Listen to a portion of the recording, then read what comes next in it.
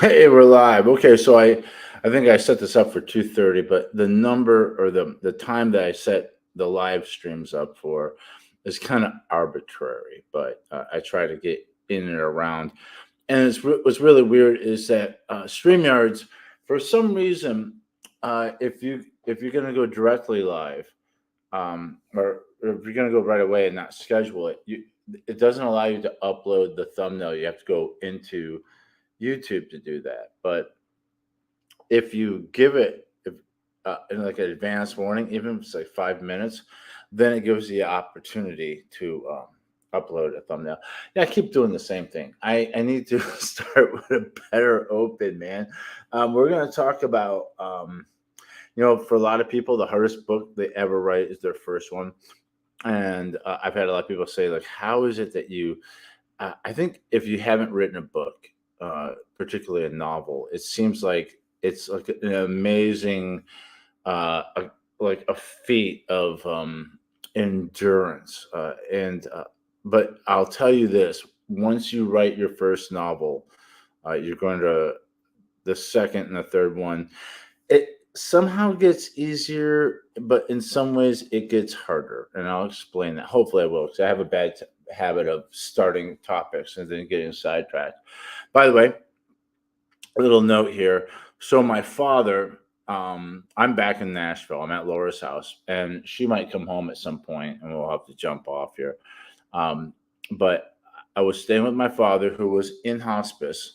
We thought he wasn't going to live for another week or so when he came home from the hospital, and I stayed with him. I cooked for him. We drank every night together, and he just got better. He went from being like not able to do anything to after a few months he was able to drive the car. He could go, he could do errands by himself, go to the grocery store, cook his own food. I mean, the biggest thing is he couldn't get up to use the bathroom without help. Now he can do everything. And so I was going to come home for just a few days to see Laura, and my sister was going to take over, but my dad was like, well, first of all, we had already realized that he was like he wants to be more independent. Um, and when he kind of gave up on dying, then it was like, okay, let's work on getting you independent. And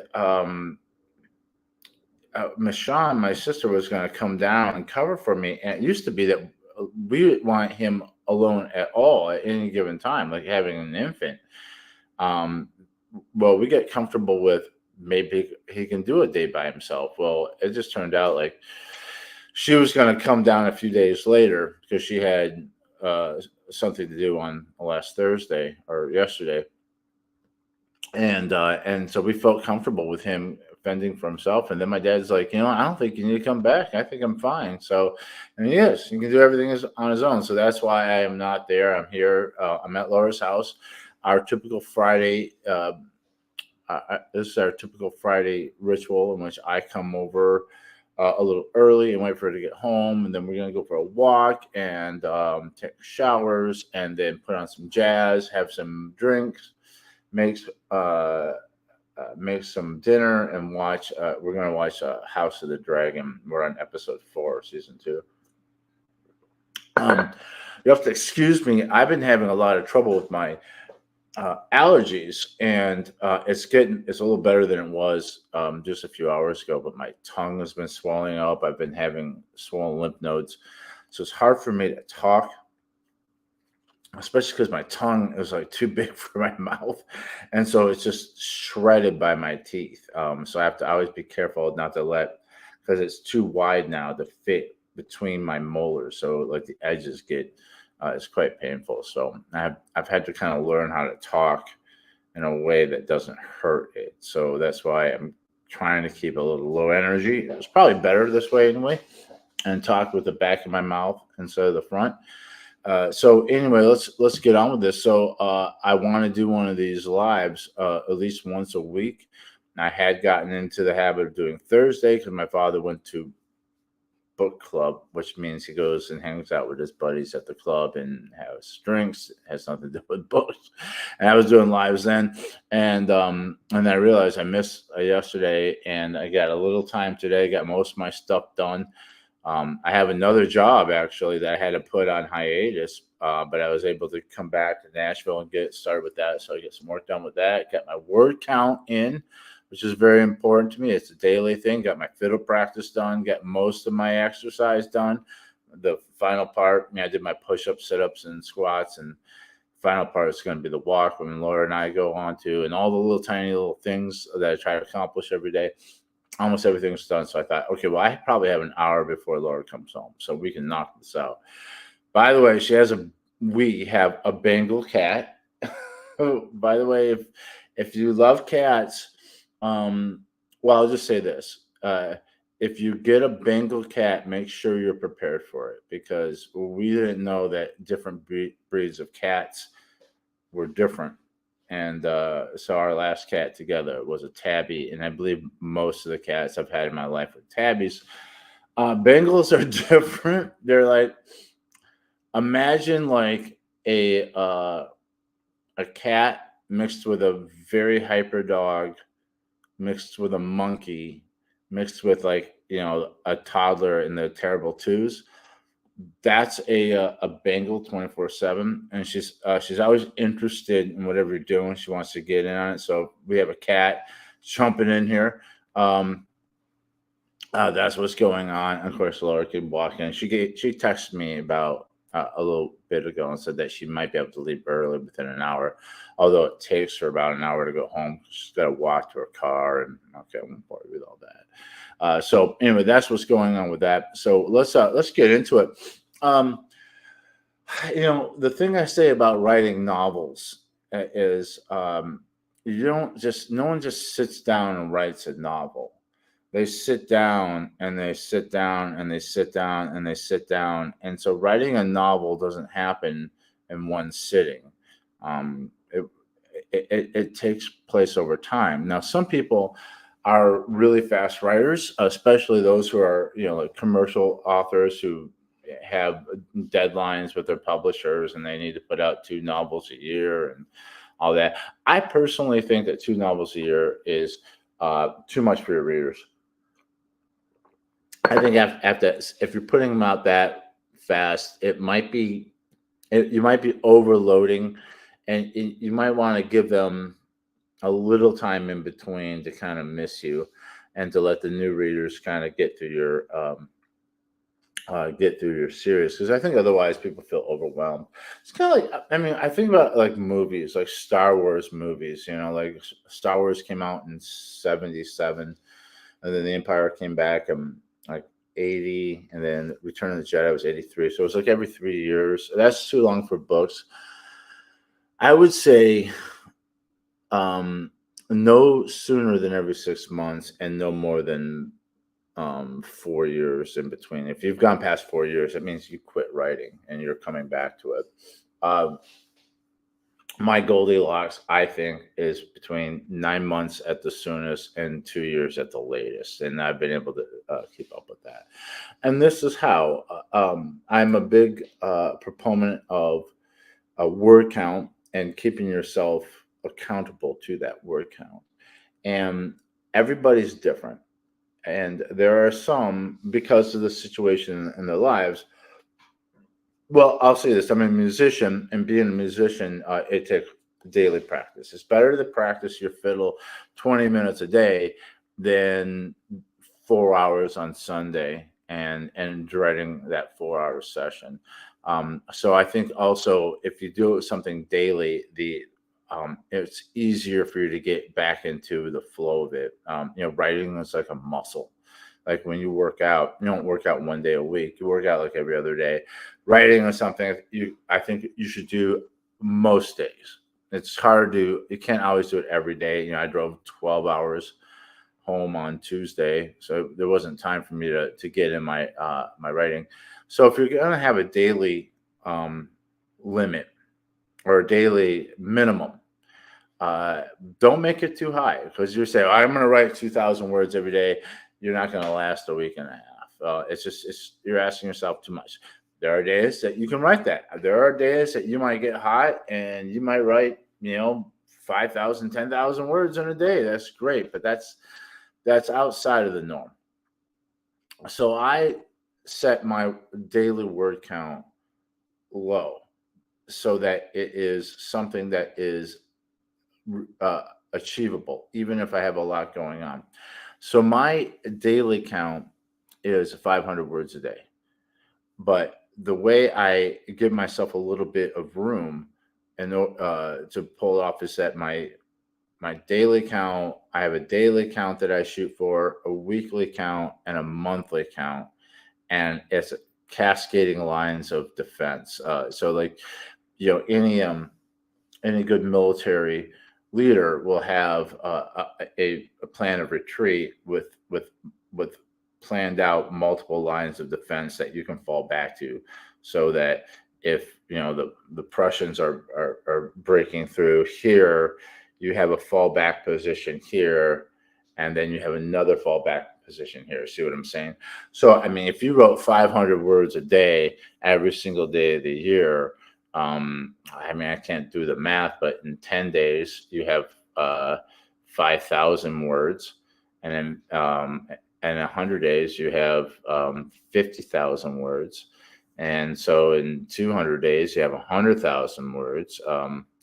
And that's there's 365 days in a year. So 200 is roughly a little under 2/3 of the year. You do the math. I'm a liberal arts major, okay? So don't ask me to do that. So I don't think it's sustainable to think that you're going to write every single day. And when I say 500 words a day, I mean, rarely is it like, okay, 499 and then the 500, okay, I'm done. I usually write over. And if I get hot, I'll write, maybe in one sitting, 1,800 to 1,200 words or more. I might have several writing sessions in a day, but there's so much to do, even if you write full time. And then sometimes I do in between jobs or in downtime where I'll spend a day as a full time writer. But there's so much more to do. There's a lot of my writing, historical novels. I have to spend a lot of time researching. Even as I'm writing, I have to constantly stop and look back in my sources to find more details or to look things up. So it's hard to stay very disciplined. So my fallback positions are: there's 500 words a day, but I only require 2,500 words a week. Of course, if I go over, it's always fine.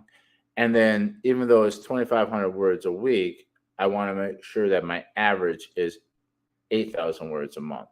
So if I did 5,000 or 500 words a day, all those things, I'd blow right past out those goals. But if I do 500, if I'm not getting 500 words every day, as long as I'm getting 2,500 words a week, I'm fine. And even then, if I have some bad weeks or writer's block or I'm super busy, as long as I'm getting 8,000 a month, and there are months where I haven't, well, I'll show you some of that. And then, but ultimately trying to keep my averages up. And I'm going to show you how I keep myself disciplined. Okay, so Lloyd's here. Lloyd Elmore Jr., who is also an author. You can find his work. That's how you spell his name right there on the screen. And you can also find his work on Amazon. I believe that writing also includes the constant thinking of the story. I think when your mind forms the story, when your mind forms the story when you're driving, showering, working in the yard, constitutes as writing. Absolutely, Lloyd. And by that measure, like you, I'm always writing. And sometimes some of the best of my writing happens away from the computer. I type on a computer, or I think things through. I do a lot of long distance driving, and sometimes when I'm not listening to a book on audio or podcasts or the radio, I'll just turn off the all the sound and I'll just think through my story. A lot of times also that Laura, we go for walks and she's very patient with me. She'll allow me to plot things out and a lot of times me just telling her what I'm planning to do, things come to my mind. I'm also a big shower thinker. A lot of the biggest decisions of my life were made in the shower. Um, so yeah, absolutely. And that's the thing is that Lloyd, you're 100% right that when you sit down and you're writing, well, that's the most visual and focused part of it, but you're constantly writing. I'm constantly meeting people and using personality traits that I observe in people and putting those into my characters. And not only that, but I'm fascinated with the business of it. So I read a lot. I read a lot of other novels. Um, I'm reading Emily Zola's The Debacle, which was written in 1870. I'm sorry, 1893. That's about the Franco-Prussian War, which is the book. My book is about the Franco-Prussian War, which is it's just not. I mean, I have serious nonfiction works that I'm using for reference and memoirs and things like that. But reading Emily Zola, who's writing just you know what 23 years after it happened, he was there. So you get a lot of that. That's part of the writing because I'm absorbing a lot of that atmosphere, especially with Zola. Zola is a famous, probably the poster boy for naturalism. Naturalism can be very tough to read for 21st century readers because it's they do a lot of describing. Naturalists want to describe everything. They want to write from a very omniscient, um, objective narrator. They want things to happen very naturally. So you're going to get the best kind of texture. So when I read like Waru's book on the Franco-Prussian War or Howard's book, those are the two big ones. Um, I'm getting like details about how the battles went and what's going on in the big picture. But reading Zola gives me a better sense of what it was like. And like they always say when it comes to historical novelists, the historian will tell you what happened, but the novelist will tell you what it felt like. So how do I keep up with my discipline and to make sure that I'm following this dogma of 500 words a day, um, 2,500 words a week, uh, um, and uh, um, and 8,000 at least 8,000 a month. First of all, let me just show you where I am. I started writing the Prussian. I'm sorry, the Franco fiasco. The French fiasco, March 4th. And I always officially start writing the next book a month after I publish the last one.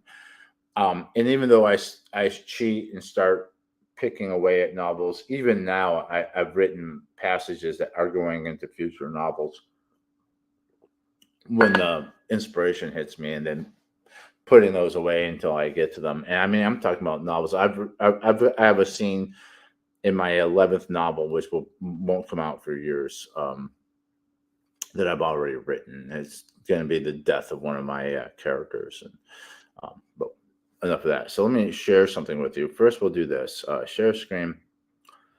Let's see. We'll do a window, and we'll do notes. Okay. Excellent. All right. So this is one thing I use. These are my notes. I have all sorts of notes. I have recipes. I have notes for writing. I have notes for set lists. A fiddle player, things related with jobs, finance. Let's go to writing. And these are my notes for the French fiasco. Now, there are other places I keep notes. That's very important. Here is the blurb. I think it's very important to write a blurb early so that you know what the blurb is, what you read on the back cover that tells you what the book's about. I think writing a blurb either first or early helps you. And then I update this usually after every chapter. Sometimes I update it in between if I need to know the number. So I know for a fact right now, and I just updated it just before I went on. So right now, the master document has 61,110 words in it. The historical note is at 3,305. the sources at 301, and then chapter 22, which I'm writing right now, has 2,341 words. My chapters are anywhere between 1,200 to 5,000. I was averaging around 3,000 words per chapter. I'm trying to get the average down to 2,000. I believe in writing short paragraphs, short chapters, not too short, but because you want to make the reading easy. Sorry, my tongue. You want to make it easier on your reader, and you want to give them plenty of breaking points. And I find that if you're writing big, long paragraphs and long passages and long chapters, it's daunting, and sometimes they don't want to go any further because they're like, well, I don't want to start a whole other thing. But if you give them lots of breaking off points, then they're going to be like, well, I can read a little bit more. Oh, I finished this chapter. Well, I can read another chapter. I can read another few paragraphs or another segment. I also put like a space. My paragraphs are butted up against each other, but if there's a scene break, then I'll put a little space in there too. So there's always breaking points so that you can feel like you can afford to read another section before you go to bed. So I gotta take a drink. My tongue is blowing up on me. So to show you what that looks like, let me I'll take this down, and then let's see here, stop screen share, and then present. So the way I construct my novels is I do let's see, window, and do I have it even open? Yeah, okay. So I create a master file, right? This is the master right here for the French Fiasco. Let's see if I can get back to this. There we go.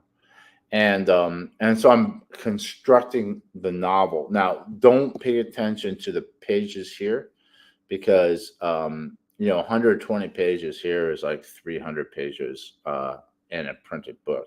This is just it typed out as a document. This will later be converted to an ebook, and that will be the digital version of the novel. And then I have to use a template for the print books, that I have to take this and put it into a and so you can't put as many words on one of those pages. So the page count will double or triple once I reformat it into the print template. So I have my table of contents here, and then the preface, and then dedication, epithet, and then chapter 1, and there we go. Now the reason why I don't write directly in the master document. Later on, when I do my editing, I will edit within it, unless it's really complicated editing, and then I'll move that over to another document, make all the changes, and bring it back here. And the reason why is that I don't want, it's easy to make a mistake in the master document and get lost and screw things up. So I want to make sure that that this stays, I don't make any mistakes. I don't screw this up. Okay. So this is my master document, and I'll show you. Let's see, where's the last, let's see, where are we?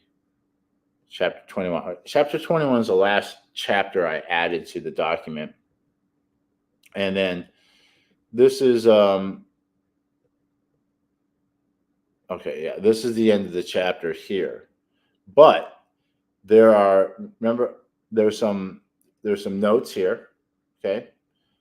And there's also other scenes that I have. Like I said, sometimes I write scenes way in advance. So like when I was writing another book, I had this scene with Klaus in my head, and I wrote it down and then just put it on this document, so that when I get to it, all I have to do is add it, right?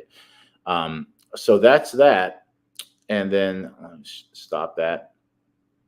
So that's the master document. But it's one thing I don't write in it because I don't want to screw things up. But also when it's so big, it's hard to maneuver in it without the scroll bar gets really tiny. So what I do is I write. Let's see here. There we go. I write each chapter as if it were a. Oh boy, why is that being crazy? Oh, that's why. Close that. There we go. Let me make sure. Okay, good. So I write each chapter as if it as its own document, right? So this is chapter 22, and the scroll bar is much bigger. It's easier to easier to adjust. Now here's you can see right here. I'm making notes because I want to so I can count my words. So like Wednesday, this will be removed before we publish it. This will be removed before it's added to the main document. But I can go back and see because sometimes I forget where I started when I start writing on any particular day. So I can go back and say, oh, this is where I was on Wednesday.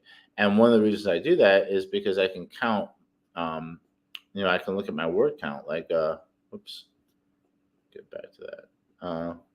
So like I can say like, oh, okay, so Wednesday, I wrote from here. This is not going to be very impressive, but if you do this every day, it adds up pretty quickly. Then I can look and I can say, okay, I wrote 886 words on Wednesday. So I'm good. I'm well past that. And then you can see the same thing. Thursday, you can see what I wrote Thursday. Thursday was a very short day. I did not hit my number. I think I only got 317 because I waited till the end of the day when I was exhausted, lying in bed at like 8 o'clock at night with my brain shutting down. Then here's today, Friday. And this is what I wrote today, Friday. All right. And then what I've done is then here I put a note to myself what is the very next thing that happens. And then also all this will get deleted, but then the rest of this document are my notes, the ones that I'm so I don't have to go jumping back and forth between windows. I can just look at the bottom of the document. So there's a few things I do. One is I I keep track of. I'm always thinking, what are the next five? I think of it as a movie. What are the next 5 scenes that are going to happen? And that way, I always have a sense of where I need to go, so I don't get writer's block too much because I know what needs to happen next. And it might mean that I have to stop and do some research to figure out, like the Battle of Sedan, which is coming up. But I have, oops, wrong thing. Oh, there's the cat. Is she home? Oh, no. There's a little girl that comes to the window to play with the cat, and it's really sweet. So I can look at this and I say, okay, Peter forces. The next thing is Peter forces across the bridge, and then thing number 2 is the 31st, and we're going to be with Moltke and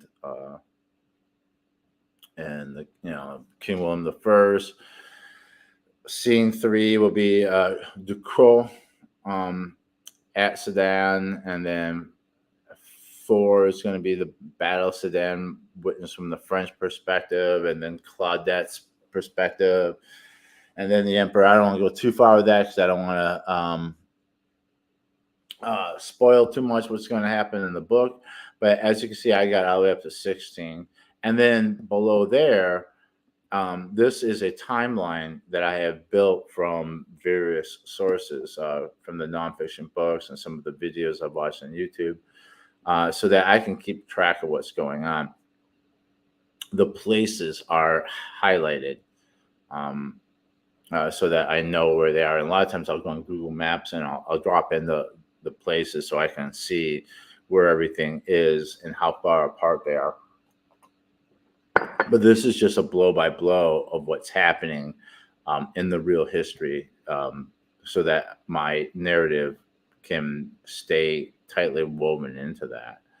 And then need to know, I don't know why I wrote what happens. Yeah, I didn't know what happens.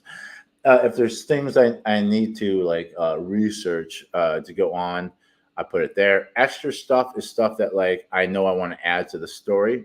So like I might have to go back and uh, introduce a character. Like I might write a scene and create a character and say, okay, I need to have this person participate earlier in the book, so I'll go back. Historical note is as I write. If there's anything I want you to know about the real history of what I'm writing about, I put it in historical note. I try to keep that not much longer than a chapter.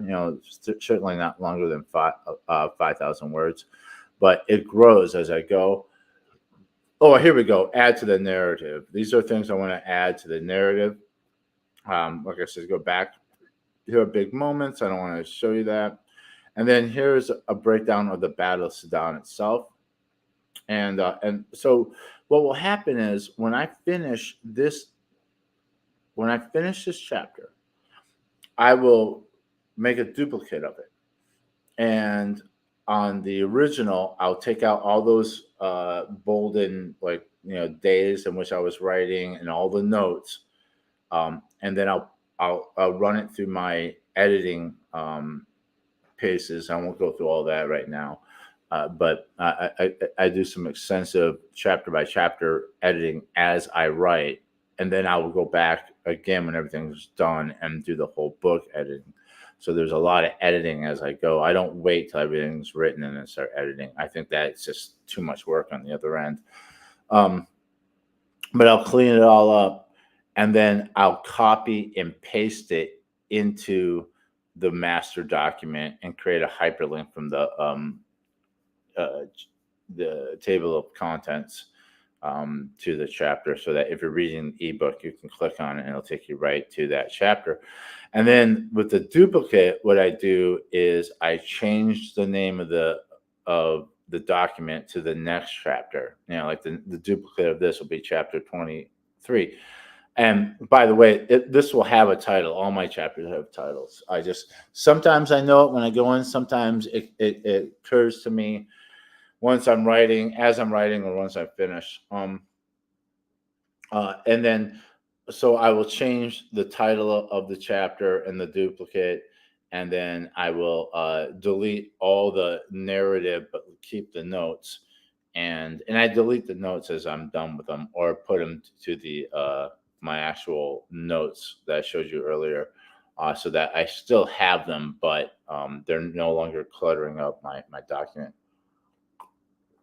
And then I start writing the next chapter. Now, the way I keep track of my word count and if I am on target is, let's see here. This may be boring to look at, but I think it's an interesting concept. So I create spreadsheets. And one of the things that's not the one I want. Hang on. There we go. All right, what am I showing you right now? Yeah, that's right. Okay, good. Let me close this. Okay. So this is how I keep myself disciplined and to try to outdo myself every time. So this is a spreadsheet I've created. Now it's called the novel progress comparison. And in it, I have all the novels I have written and all the ones I'm planning on writing. These don't have titles yet. This World War II one. This World War One is the end of the Carliad or the series.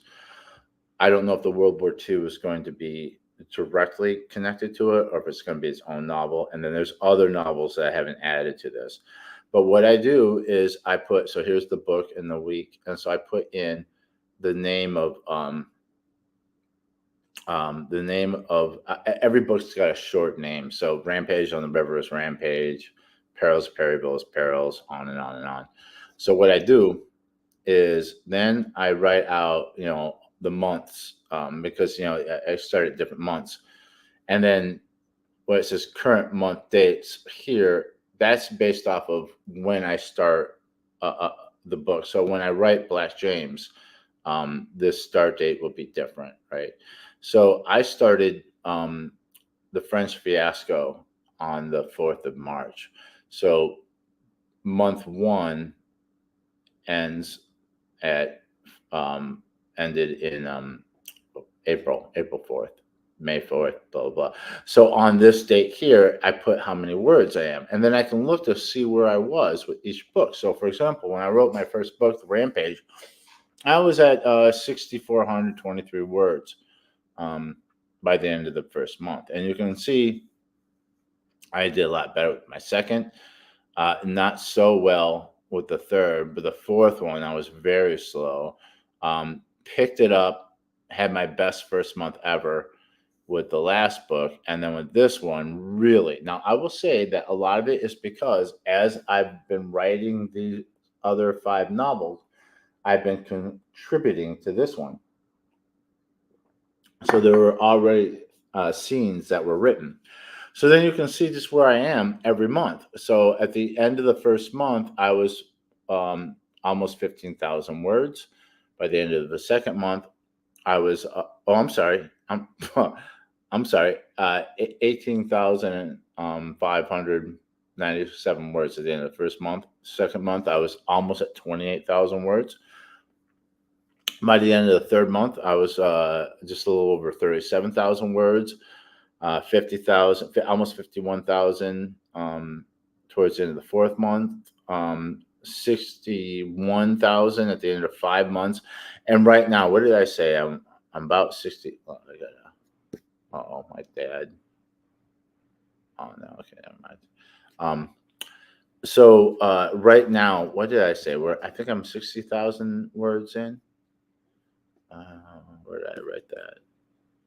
Yeah, I'm 60,057 words. Now, you can tell right about the fourth month, I'm really breaking away. The third month, like best first month ever. Second month, I'm doing way better than the first 4, but a little bit better than the last book. Same here. This month, I'm really beginning to break away. Like at the end of 4 months, I was over 10,000 words, better than about 11,000 words better than my best, and almost double where I was with my first book. And then I start breaking away more and more. So right now we're at 67,000. And this is only August 16th, right? So I have the new month starts September 4th. So I should be around 70, easily 70,000 words. I'm trying to keep this book around 80,000 words. And to put that into perspective, my first book was 56,000 words. My second was 69,000. My third was 119,000. My fourth was 124,000. Then I started, coming back to earth and working on making shorter, 80,000 is like pretty much the industry standard of like just like the Goldilocks to where you want to be. So my last book, The Prussian Prince, was I think 76,000 words. So I'm at 67 right now. So I'm about 11,000 words below where that was, and just a little bit below where The Perils of Perryville. And if it was only that long, I wouldn't mind a book that's 6,000 or 7,000 words. But I want to get around 80. Where I am with the narrative and what I need to do. I mean, I am writing the big marquee battle. Usually all my books, well, not usually, every single one of my books has a major battle towards the end. This one's going to have a little bit of an extended denouement because to me, the most important thing in the book is going to happen after the big battle. And that big battle is the Battle of Sedan, which is one of the biggest battles in Europe up to that date. May have been the biggest. I can't remember, but it's a huge battle. And it pretty much sealed the deal for the Franco-Prussian War. There was a lot of cleanup to do, and there was the Paris Commune, but it was quite a decisive battle. uh, so so what I'm saying, hang on, there's Laura. I think she's leaving. Okie doke, I'm leaving work now. All right, so it's 3:05. I'm just gonna write it to her. Sweet. Takes her usually about an hour. It's because she walked to her car that's parked like 20 minutes away, and but we got plenty of time. Um, so that's not what I want to look at. Close that. There we go. All right. So anyway, and then you can see like Rampage on the River ended up actually it's more than 56,000 words, closer to 57, I guess. But you can see after 7 months, I was done with the rough draft, and then I was editing, and then I published it in the ninth month. Perils of Perryville took me a little longer. I finished it in 8 months and published it in 3 months later. And so, this was a longer book. It was more than 10,000 words longer. Then Blood took me more than a year, and so did Mexico, and so did The Prussian Prince. And then you can see I had to duplicate everything here because the last 3 books took more than a year for me to write and publish, which I'm trying to tighten up. So, these are all blank for Rampage and Perils because I was done. And like I said, if a book takes me more than 2 years, I'm in trouble. So I think Mexico took me the longest. In the 16th month, I was done. And then I published it 3 months later. And Blood for Blood, I got it done in the 14th month, 2 months later. The Prussian Prince, where was I? Yeah, it took me a year, basically a year to write it. And then I published 2 months later. So hopefully the French Fiasco, my goal is to get tighter. So at least I'm putting out at least one book a year. That would be my goal. Maybe a book every year and a half, but a book a year I think is good pace. So down here, you can see that if I follow writing, because what I used to do, I'm going to talk about this, but I used to write 500 words a day, Monday through Friday, and take the weekend off and use the weekend to do editing. I find that doesn't work very well for me because sometimes, like on a weekday, I have to do traveling and it's hard to write. And I don't want to not write on the weekend because I might be, I might be inspired on the weekends. So I didn't want to. I didn't want to like say these are the days I write and these are the days I don't write. I wanted that to be a little bit more fluid. So long as I write at least 500 words a day, at least 5 days a week, and at least 2,500 words a week, and at least 8,000 words a month. So these are the goals that I set for each month, based off of either how many 5-day weeks, how many 500 word days I would have in that month if I wrote Monday through Friday, taking 2 days off. That's this number here, which means like, for last month, I wanted to have at least 54,000. I was at 61,296. So I did very well. And like I said, lines of retreat. If I go by strictly like just 8,000 words a month, then this is where I'd be every month. So you can see if I went by that, it'd only be 40,000 words. Well, I'm 20,000 words, more than 20,000 words better than that.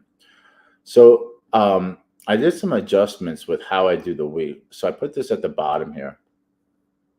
And let's see here. Yeah. I had several different systems that I had used, but this one is the one that seemed to work the best for me. Is that this?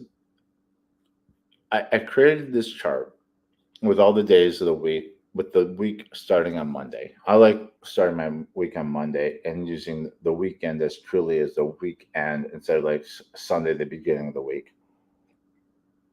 I just think better that way. So what I do is, like today, there was a different number here, but in the morning I delete that number, and then when I get done writing, I wrote 542 words this morning. And as soon as I put that in, it calculates it here. So that's my total for the week. Um, I'm behind because what I do now is I just rotate through. So I don't start a new one. On Monday, I will delete this and put the new number there. So this number should always be above 2,500 words. But I am below. Now I'm averaging 581, but that only averages the the places where I have numbers, right? I've had several weeks in a row where I wrote every single day. That was when I was down in Florida and I had, take care of my father, and every day was the same. So every day I got up at 5 o'clock in the morning, made coffee, sat out in the lanai, and wrote until my dad woke up. And then it's hard to do it afterwards. So there's so much I had to do. So this is how week by week. So I know that I need to get this number back up to 2,500 by the time I end this week. Now, if I do a little writing tomorrow or Sunday, I'll get there. And if I write every single day, then it gives me some more padding. And that's why I'm outpacing myself.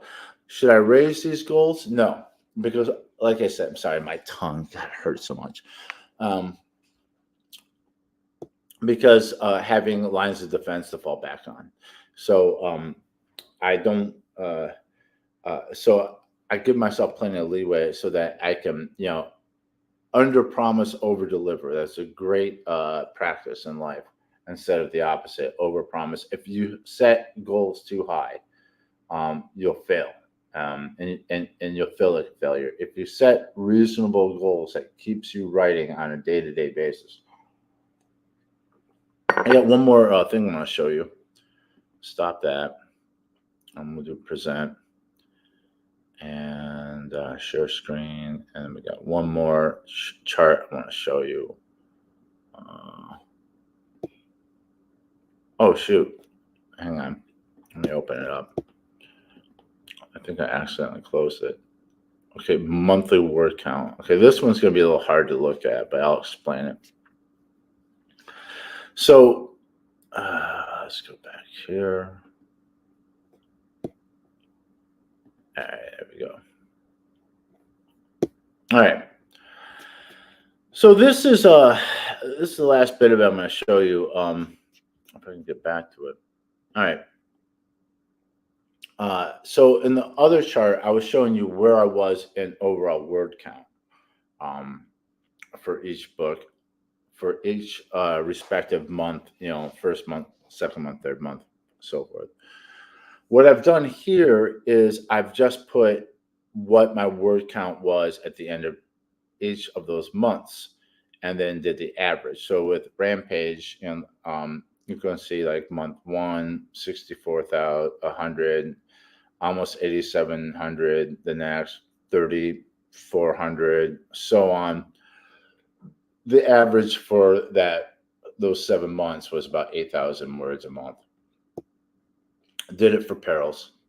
And you're going to see there's some, slow months where like the first month of Perils. And once again, Perils, I was writing parts of it while I was writing Rampage. So I had a big head start. And, I had a month where I had 38, almost 3,900 words. That's not very great.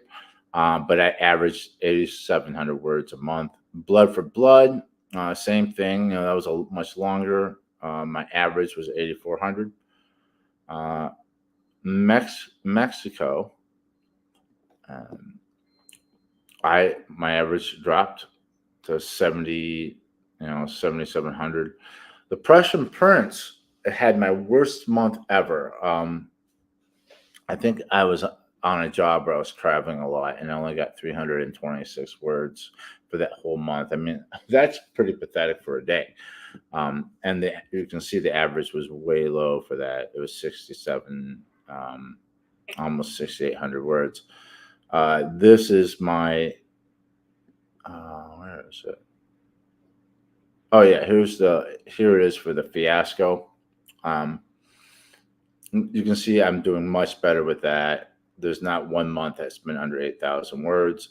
The average is, 11,582. And then there's an overall average for all the months that I've spent writing novels is sitting at 8,200.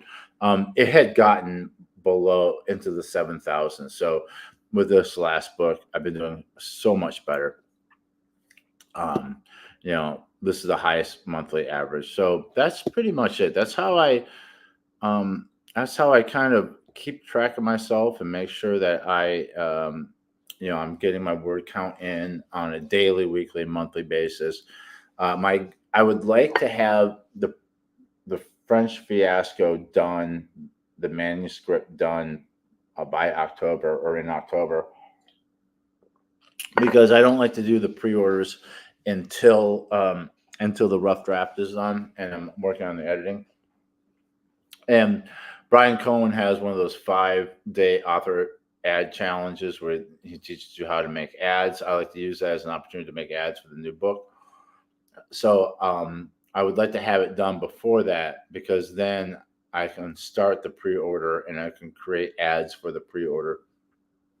And I'm going to do at least 60 days, maybe 90. I'm not quite sure. I used to want to keep it short, but I found out that Amazon never sent an email to my Amazon followers, and they do for everybody else. Everybody I follow, I get email notifications when they have a pre-order or when their book is out. I know I did it for Elmer Lloyd Jr. Every time he's got a book out, I get an email about it, but it never came out for that. And then I looked it up and it said that it has to be, I think, 60 days, at least 60 days of pre-order for them to put out an email to your followers on Amazon. And then the book came out and still there was no, and Lloyd, you tell me if you've ever seen, if you're still watching, if you ever saw or anybody watching, if you ever got an email saying that the Prussian Prince was available, because I've never seen one. Laura didn't see one. And I think the reason why it didn't go out, to be honest with you, I think the AI flagged it because it's got German military iconography that eventually became associated with the bad guys of World War II. But that, like the Iron Cross and the Pickelhaubes and all that, but that and the eagle, but that was part of Prussian iconography going all the way back to the Napoleonic Wars. Okay, Lloyd says, honestly, I haven't. So I think that's what happened there. So I'm going to try to give this one at least 60 days to see if I get an email for the pre-orders. I have 165 followers on Amazon, and I am grateful for every single one. I would sure like to know if they're getting any information, getting any emails about me.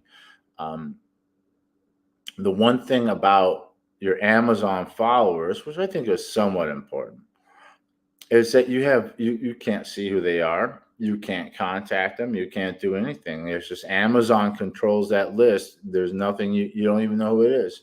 There's no way for you to contact them. You just got to hope that Amazon does you right, which I don't think Amazon did when I did the Prussian Prince. So I have started my own email list. Almost every person, whether it's other authors, independent authors, both independent and commercially published authors, all the marketing gurus, is like email marketing should be like the foundation. And the reason why is because, like I said, I don't have any control over my followers on Amazon. I have over 3,000 followers on Facebook, but the algorithms, Facebook wants money, even to show things to my own followers to boost my posts. I have to pay them, which I don't do. I buy ads for my books, and that's it. Um, but all those things, you can get canceled, you can get kicked off a platform. It's rented ground, but your email list is you own it, and they are people who hopefully have signed up for it and want to be on it, and they're your fans that are engaged. Right now, I have 65 people on my email list. I'm trying to build it out. So if you're interested, the link to sign up is below. And I'm very disciplined about it. I don't lend it out to anybody. I might someday, if there's an author who fits my genre. It's got to be someone who, like, if you like my stuff, you will like this person. But even then, they say to be very careful about that.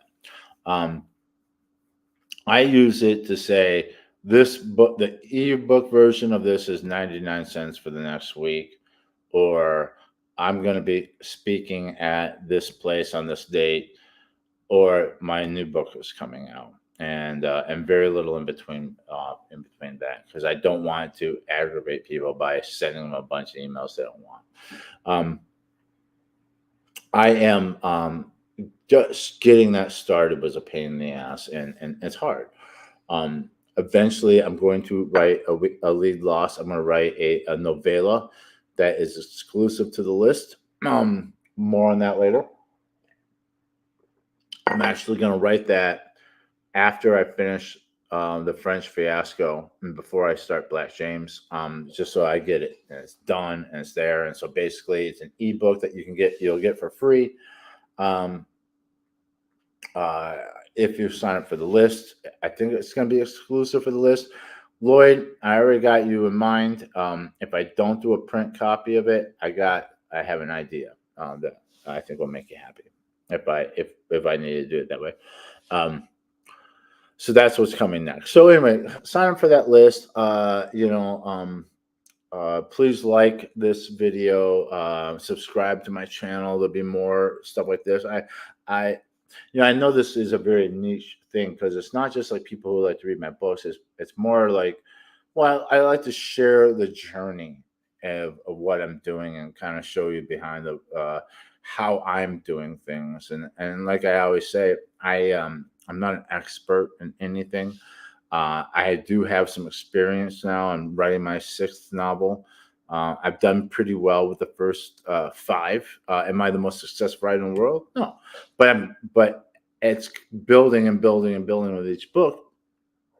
I make mistakes. I have triumphs. I like to share them here with you. So if you're interested in that, and every once in a while I'll do a video of I'll post some videos of me playing fiddle, or maybe even cooking or something, But that's basically it. So subscribe to my channel, and like I always say, if there's an author out there that you really like, that you think is doing a great job, and you want to support them, outside of buying and reading their books, which is a big deal, and telling your friends about them, go on Amazon, go on Goodreads, give them a 5-star review, say some nice things about them. If you just do the stars, that's great. But if you can write like, "Hey, it was a great book, I couldn't put it down," that's wonderful. That helps us out a lot. If you do it anywhere, do it on Amazon. If you do it 2 places, do Amazon and Goodreads, and just copy and paste it over to Goodreads. Some of my British friends, I will also do it in Waterstones, because Waterstones is like Waterstones is the UK, what, like Borders or Books a Million are here in the United States. So that's a big thing, especially for their print books. So I'm gonna leave it at that. Laura's due to be here any minute. I love you guys. Take care. Keep writing. Keep reading, and I'll be back sometime next week. I'm still kind of finding a rhythm. I'm just as long as I get one of these in every week, I think I'm good. So talk to you guys soon.